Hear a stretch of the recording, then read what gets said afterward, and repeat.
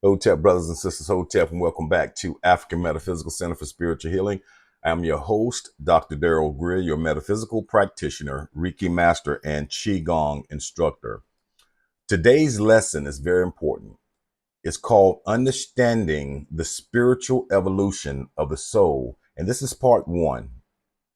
Now, I will be leaving Facebook, as I always do, for a period of time to continue to devote more of my time to my training and enhancing my knowledge. This time, I will leave my page up instead of taking it down as before. So this will be my longest and one of the most important posts that I do. All right. Um, I will be doing this lesson in two parts. Excuse me. Level 1 through 7 will be the first lesson, and level 8 through 14 will be part 2.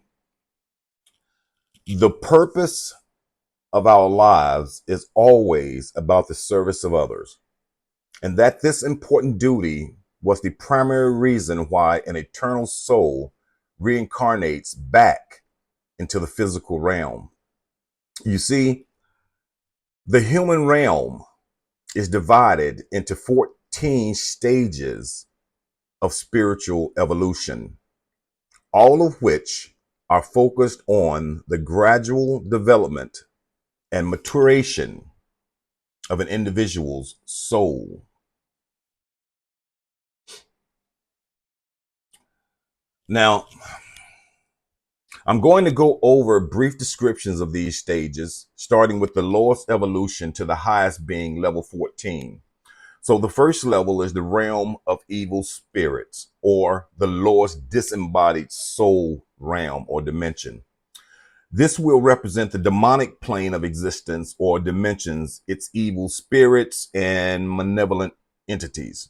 Now, although a person can never attain demonic status, their physical body can still be possessed and their human soul dominated, overshadowed, and controlled by a powerful spirit, a state often known as demonic possession.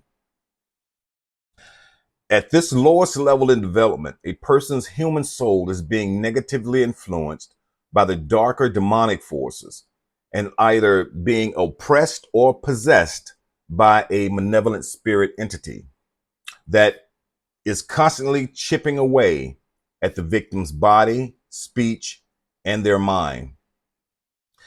The second is the realm of ghosts. This represents the realm of disembodied souls and ghosts, both animal and human. Okay. Although these types of spirits are not as powerful as demonic entities, if they become malevolent, they can still perform powerful psychic attacks.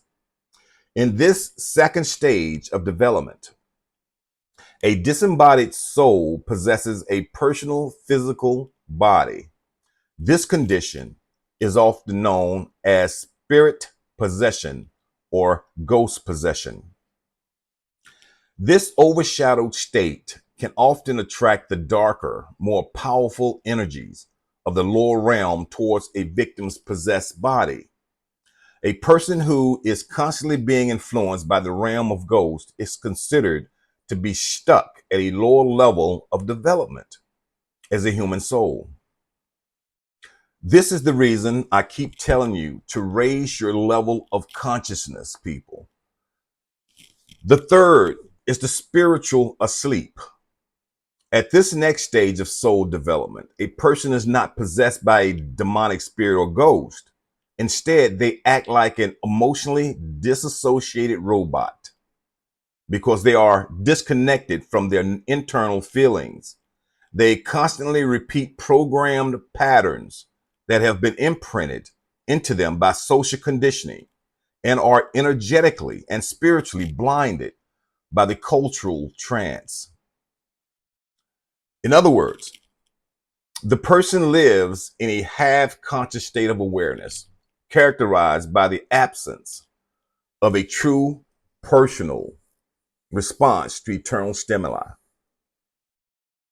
This condition is primarily due to an integrated program pattern behavior dominating and overshadowing their mind.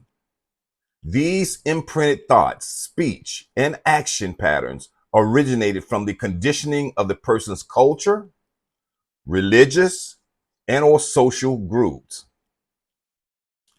And at this stage of development, the spiritual awareness of the human soul is still asleep. And the person is said to exist as one of the walking dead. This is the level where a lot of religious people are now, not striving to know or understand why are we here and what's to come. The fourth spiritual awake, the fourth one is the spiritually awake. At this stage in the development of the soul, a person begins to experience a spiritual awakening. However, because of a lack of experience and training, their energy is still unstable. A serious problem that can develop here is that because of their newly manifesting spiritual gifts, these individuals may sometimes attract various forms of lower base spirit entities. Now, although they now manifest certain forms of psychic powers and clairvoyant abilities, they are still unable to control or regulate these spiritual powers. Because of this energetic instability, these individuals often tend to be more vulnerable to being used by malevolent spirits, and their body's life force is often targeted as energetic food for these creatures. Therefore, they are often prime targets for being energetically vampired. This is why you must study or come under another higher level teacher to help guide you to the next level. The fifth level is becoming self-sufficient. At this stage of the soul's development, a person attains the first level of complete spiritual awakening and is able to consciously use their clairvoyant skills as projected their human souls out of their physical body and into various spiritual dimensions anytime they want to go there. Because the person's soul is now able to astral project and is consciously aware of all its various interactions within the spirit realm, they are also able to intentionally attend the celestial schools. Now, during these special trainings, the person is able to personally and able to apply these life transforming lessons while still living in the physical realm. The sixth level, the fully awake. At this stage of the soul's development, the person is completely lucid, conscious, and aware. In their comprehension and interactions with the multidimensional level of matter, energy, and spirit, being motivated by divine understanding, the person to inspire, to share and transmit this esoteric information with others, and thereby begins to positively affect the lives of other people. At this point in their development, the person's spiritual comprehension and ability to know without knowing, you've heard that term from me before, allows them to constantly enter into an elevated state of divine consciousness, and they are able to fully absorb and retain the experiences and information gained from these elevated spiritual interactions. Their eyes have been opened, and they see the value of cultivating spiritual light and embodying righteousness. They have freed themselves from the first three energetic chains that bind their body, speech, and mind through obsessive self-view, clinging to rites and rituals, and skeptical doubts surrounding their enlightenment training. This is where I am currently at in my soul journey. And the main reason I'm getting off Facebook again, so I can focus on my continued study to keep learning and growing in my soul journey. The seventh stage is training to be a soul guide or helper. At this stage of the soul's development, the person accepts and makes a commitment to the important task of working with a soul guide. Each night, their spirit body enters into the spirit realm, where they will act as a celestial helper by assisting their older spiritual brothers and sisters, the soul guides, in their work of healing other people. During this stage, when a person closes their eyes to sleep, instead of it becoming dark, everything gets much brighter. Next, their personal soul guide appears, and they travel together to different places on the earth in order to assist people in their process of healing. As in all stages of spiritual development, the more the person gives of themselves, the stronger and more energetically lucid they will become in this training.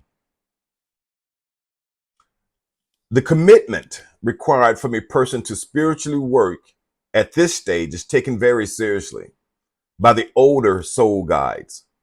Once an individual starts to work with this type of advanced training, they are not allowed to stop and will continue to perform these nightly healing sessions with their soul guide until their tour of duty is over in this life and their eternal soul returns back to the celestial realm. So this ends the first of the two-part lessons on understanding the spiritual evolution of the soul. Please watch and listen to both parts so you will have a clear understanding and path on this journey as we all must go through. And until next time, Ashe, Ashe, Ashe.